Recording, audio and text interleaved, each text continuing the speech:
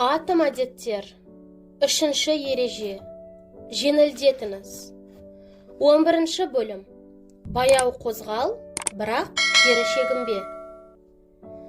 Флорида университетінің профессоры фотограф Джерри Уолсман алғашқы оқу күні студенттерді екі топқа бөледі.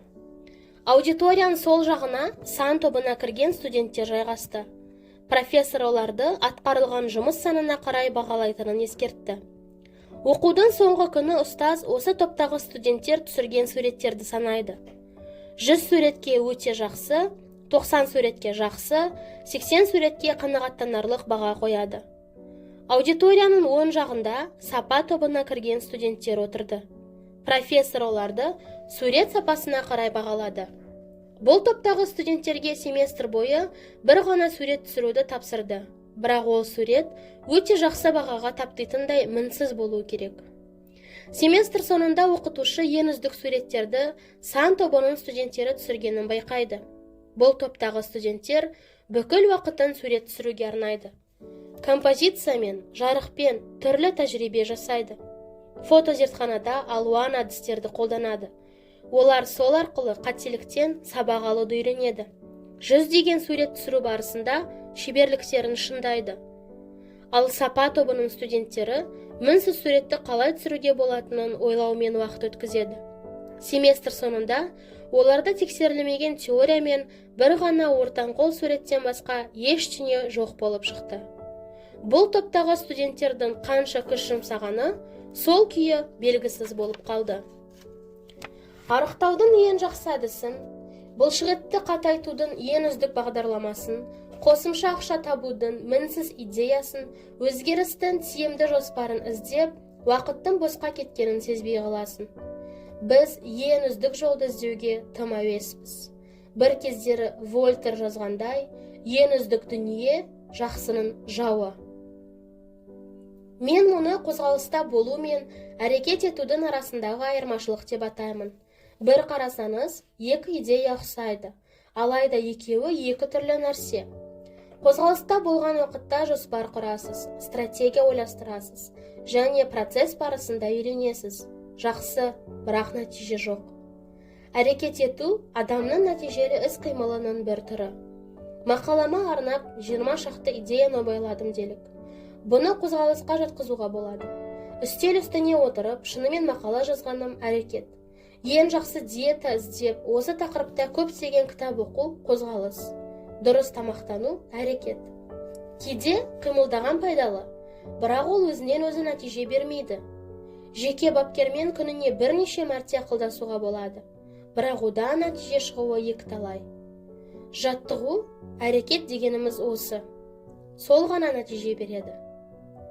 Қимылдың пайдасы болмаса, біз не үшін оны істейміз? Кейде шынымен де жоспарлау, немесе көбірек ақпарат алу керек болады. Адам көп жағдайда қатесіз жол іздестіру керек деген оймен қимылдайды. Сөйтіп көбіміз сыннан құтылу шебері болып алғанбыз. Сәтсіздікке немесе көптің сынына ұшырағанды ұнатпаймыз. Сол себепті сәтсіз болады-ау деген жолды таңдаудан қорқамыз. Сіздің де бірден әрекетке көшпей, әуелі жай қимылдау бастауыңыздың негізгі себебі осы. Сәтсіздікті кейінге шегере тұрғыңыз келеді. Қимылдасам, жетістікке аз да болса жақындаймын деп ойлау оңай. Сіз іштей, қазір мен клиент болуы мүмкін 4 адаммен келіссөз жүргізіп жатырмын. Дұрыс, осы бағытта жұмыс істеп жатырмын деп ойлайсыз. Болмаса, ойда жүрген кітапты қалай жазу керектігі туралы бірнеше жоспар дайындап қойдым. Бәрі өз уақытында жүзеге асады дейсіз. Қозғалыс сіздің қимылдап жатқаныңызды білдіреді. Алайда сіз әлі ештеңе істеген жоқсыз. Тек дайындық кезеңіндесіз. Дайындық, прокрастинация, кейінге қалдыру формасына айналып кетуі мүмкін. Мұндай кезде жай ғана жоспар жасау жеткіліксіз. Дереу әрекетке көшкен жөн. Қандай да бір әдет қалыптастырғыңыз келсе, өзіңізді жетілдіру емес қайталаудан бастаңыз. Жаңа әдетіңіздің әрбір ерекшелігін жоспарлаудың қажеті жоқ. Жай ғана әрекет етіп, тәжірибе жинай беру керек. Үшінші ереженің бірінші тұжырымы осы. Тағы да қайталау. Жаңа әдет қалыптастыруға қанша уақыт кетеді? Әдет қалыптастыру іс-әрекетті қайталай берген сайын автоматты түрде орындалатын деңгейге жеткізетін процесс. Әрекетті қаншалықты жиі қайталасаңыз, ми құрылымы тиімді нәтиже беру үшін өзгере береді. Нейробиологтар мұны мидағы нейрондар арасындағы байланысты күшейтетін ұзақ мерзімді күшею деп атайды. Қайталай берген сайын, бір жасушадан екінші жасушаға өтетін дабыл жақсара түседі де, жүйкедегі байланыстар мейлінше бекиді. 1949 жылы нейропсихолог Дональд Хебб бірге қозатын нейрондар бірігеді деп сипаттаған. Бұл феномен Хебб заңы деген атпен танымал. Әдеттерді қайталау миды өзгертеді. Музыкант миындағы гитара шегін шерту, немесе скрипка тарту сияқты дене қозғалысына жауап беретін бөлік мишықтың көлемі басқамен салыстырғанда үлкен екені анықталған. Математиктің есептеу, есеп шығару маңызында роль атқаратын мидың төменгі төбе аймағындағы сұр зат мөлшері өзгеріп отырады. Оның мөлшері адамның сол қызметке арналған уақытымен тікелей байланысты. Математиктің жасы мен тәжірибесі ұлғайған сайын сұр зат мөлшері де көбейе түседі.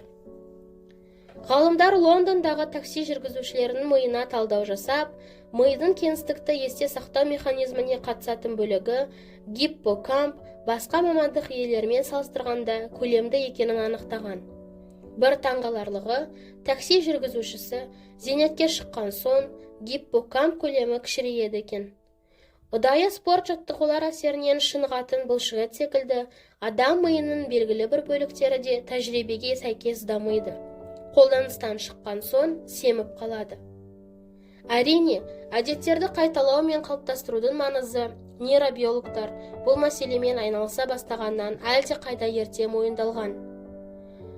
1860 жылы ағылшын философы Джордж Льюис жаңа тіл үйренгенде, музыкалық аспапта ойнағанда, немесе тосын әрекеттер орындаған кезде қиындық туады. Себебі мида оларды түйсініп қабылдауға арналған арналар қалыптаспаған. Дегенмен, жиі қайталау ұзақ жолды қысқартып, қиындықты жеңілдетеді. Кейін ол автоматты әрекетке айналатыны сонша, басқа нәрсені ойлап тұрсақ та орындай беретін дәрежеге жетеміз дейді. Адам пайымы да, ғылыми зерттеулер де бұл пікірді қолдайды. Қайталау өзгертудің формасы. Әрекеттерді қайталай берген сайын сол әдетпен байланысты белгілі бір нейрон тізбегін іске қосасыз. Демек, миға жаңа әдет бағдарламасын енгізуге көмектесетін маңызды қадамдардың бірі қайталау. Мыңдаған сурет түсірген студенттер шеберлігін шыңдаса, бір ғана мінсіз сурет түсіруді зерттеумен шектелген студенттер нәтиже шығара алмады. Бірінші топ белсенді түрде тәжірибе жасаса, екінші топ уақыттарын үйренумен өткізді. Біріншісі қимыл, екіншісі әрекет. Әдеттердің барлығы көп күш қажет ететін тәжірибеден басталып, автоматизм деп аталатын дағдылы іс-әрекетке дейін бір-біріне ұқсайтын траектория бойымен дамиды. Автоматизм адамды түп сана билеген уақытта іс-әрекетті ойланбастан орындау қабілеті. Күнделікті 10 минуттық серуенді мысалға ала отырып, нақты бір әдеттің автоматты әрекетке айналу деңгейін бақылайтын кесте дайындалды. Кесте формасын ғалымдар қисық ілім деп атаған. Ол мінез құлықтың өзгеру туралы әдеттер уақыт емес, жиілік негізінде қалыптасады деген маңызды шындықты ашады. Маған жиі қойылатын сұрақтардың бірі, жаңа әдет қалыптастыру үшін қанша уақыт керек? Анығында, адамдар жаңа әдет қалыптастыру үшін қаншалықты көп әрекет ету керек деп сұрау керек. Дұрыс сұрақ. Әдет автоматты әрекетке айналғанша оны қанша рет қайталау керек? Әдет қалыптастырған кезде уақыттың қалай өтетіні туралы айтудың керегі жоқ. 21, 30, тіпті 300 күн өтуі мүмкін. Ең бастысы, сіздің ол әрекетті орындау жылдамдығыңыз. 30 күнде бір істі 2 рет орындауға, немесе 200 рет орындауға болады. Мәселен, орындалу жиілігінде. Бойыңыздағы әдеттер 100, тіпті 1000 рет қайталанған соң бойға сіңіп кеткен. Жаңа әдет те сол сияқты, жиі қайталауды қажет етеді. Іс-әрекет мида әбден жатталып, әдеттер жолағын кесіп өтпейінше, әрекетті бірнеше мәрте қайталауыңыз керек. Тәжірибе барысында әдетті автоматты түрдегі әрекетке айналдыру үшін қанша уақыт кететінін маңызды емес. Ең бастысы, прогреске жету үшін әрекеттену керектігін ұмытпаңыз. Сол сияқты әрекет толықтай автоматты ма, жоқ па, ол да маңызды емес. Әдет қалыптастыру үшін үздіксіз тәжірибе қажет. Ал осы тәжірибе барысында табысқа жетудің ең тиімді жолы жеңілдетіңіз деп аталатын мінез құлықты өзгертудің 3-ші ережесін ұстану. Келесі тарауда оның қалай жүзеге асатынын түсінесіз. Түйін. Мінез құлықты өзгертудің 3-ші ережесі жеңілдетіңіз. Үйренудің ең тиімді тәсілі жоспарлау емес, тәжірибе жинау.